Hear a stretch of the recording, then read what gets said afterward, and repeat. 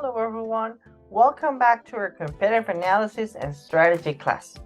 In this session, we will talk about something as we know as the BSC or Balanced Scorecard, okay? So the first approach that I would like to have with you is this importance of measuring and developing strategies in a congruent way, okay? In certain areas, usually when we are analyzing a specific strategy, okay, we definitely have this approach of, well, what's the income or what is the investment that I will have to put in the process? And even though that's not actually wrong, maybe it's incomplete, okay?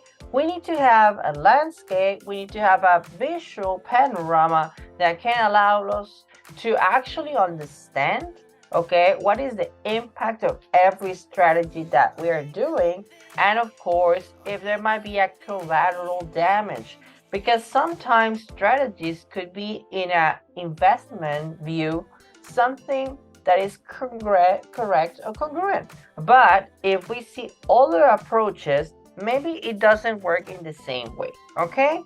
So the BSC or Balanced Scorecard definitely can give us that approach. So let's take a look, okay, to this Balanced Scorecard aspect, okay? The first thing, and which I would definitely say is extremely important, is that it's going to help you to measure, okay? As you know, as we saw in the management indicators, we're constantly with this aim of measuring in order to have a continuous improvement. Well, actually, the BSC can give us that approach, okay?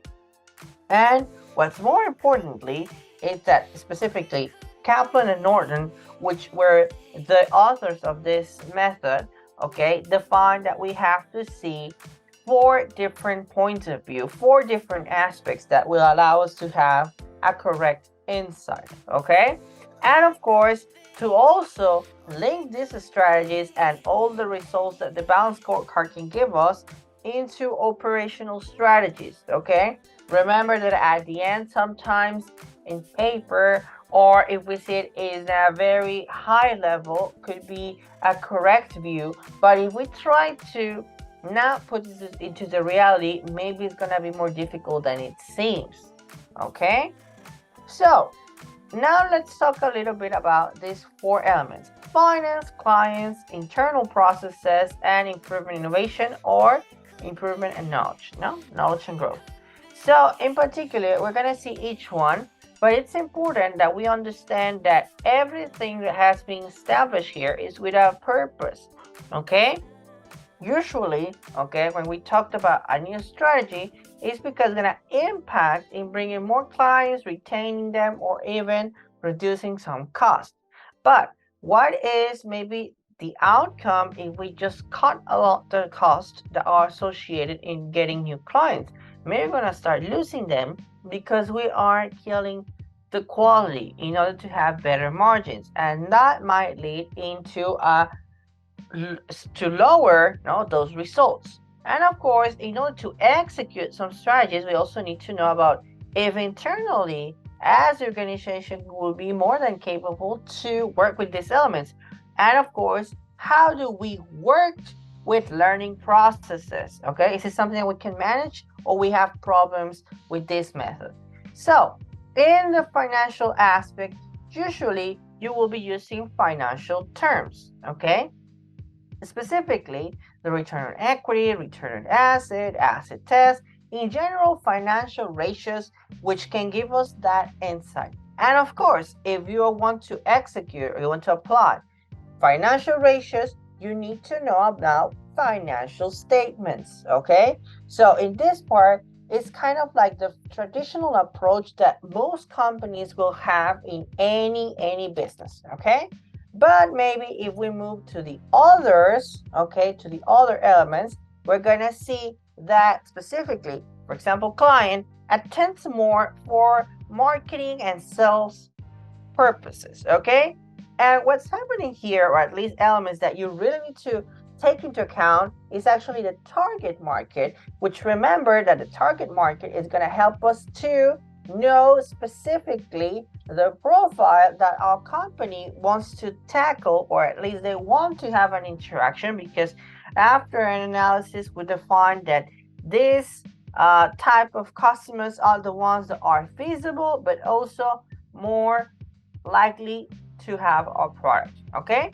And of course, another thing is that having a well-defined type of client will help us to get the loyalty that we want. Again, this is not just a poetic thing that marketing or sales will tell you, but if you keep a client for longer periods, first, you don't have to do that extra effort to get them, but also you would have someone that can promote the product, because at the end, new customers arrive because others promote our products. Okay, so it's important that you understand this element.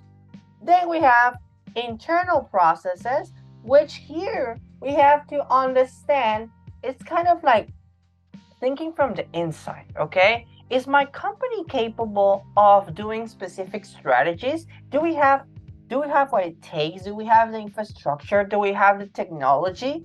Okay, and of course, most of the time, it's gonna also be linked to production.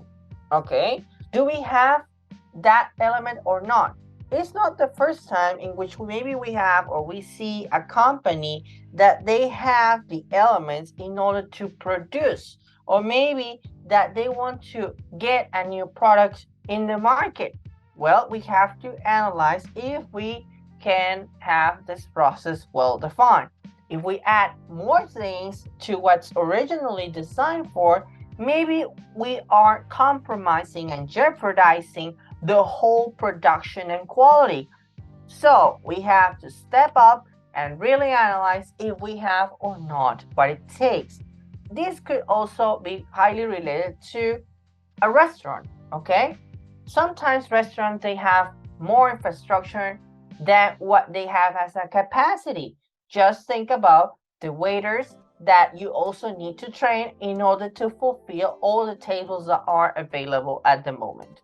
And of course, last but not least, knowledge and learning. Okay, all the things that the company is doing, well, maybe you need to train yourself if you need to improve yourself. Another thing, it's about how do you manage all the things that happen in your business. Is it something that you just, okay, you define, okay, we did this and something happened with this, or actually was something that you established as a standard? Do you have procedures? What do you have? And how do you work with the learning?